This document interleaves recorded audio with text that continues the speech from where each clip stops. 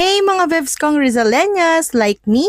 Hindi na natin kailangan lumabas pa ng Rizal para ma-experience yung ganitong charming and luxurious dining buffet. Hey, it's Teen, your kusinerang Kikay! Yun na nga, dito yan sa Vikings Luxury Buffet in their newest branch, Robinson's Antipolo. Wow. This latest edition offers a fresh twist, elegante, na may pagka-modern na Shenda charm ang dining area nila. And syempre, they offer wide varieties of food, from appetizers, may different kinds of cheese, cold cuts, and finger foods, or pika-pika. I love na may salmon gravlax sila dito. You can choose different kinds of salads din, and fresh greens, fruits and veggies, and different choices of dressings. And kung mahilig ka sa breads and baked goods, they have wide variety din ng breads and pastries with different spreads din.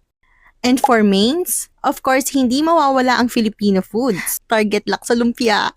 May mga dried fish, and yung mga favorite Pinoy ulam natin. They also serve Chinese foods. May mga dim sums, noodles, and you can make your own hot pot na isa-serve din nila sa table mo. Sa Japanese food station naman, ang daming choices ng rolls, may mga vegetable and ebi tempura. Syempre, hindi mawawala ang fresh salmon sashimi na favorite ko pag nagva-Vikings. May Korean food, and they also have Indian food din. Italian food station na may different pasta dishes and pizzas. You can also try their carbonara on their cheese wheel.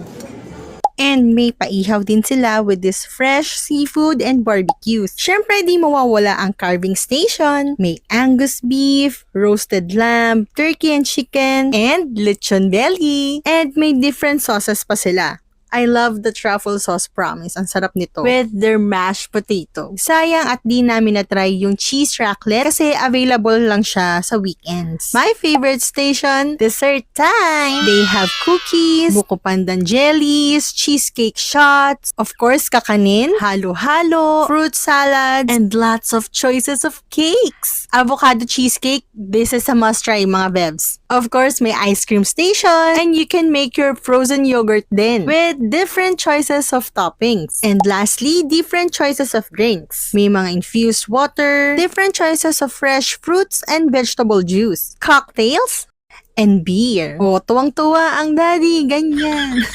And syempre, coffee and tea station meron din. Ito nga pala yung rates nila and schedules. Pakipost na lang. They also have these promos. And ang maganda pa dito sa Vikings Antipolo, pet-friendly sila. O, diba? Very sulit and worth it to try here at Vikings Luxury Buffet in Robinson's Antipolo. Kaya itry mo na din to, Vevs, with your family and friends, and I'm sure you will all love here. So see you on my next video. Bye!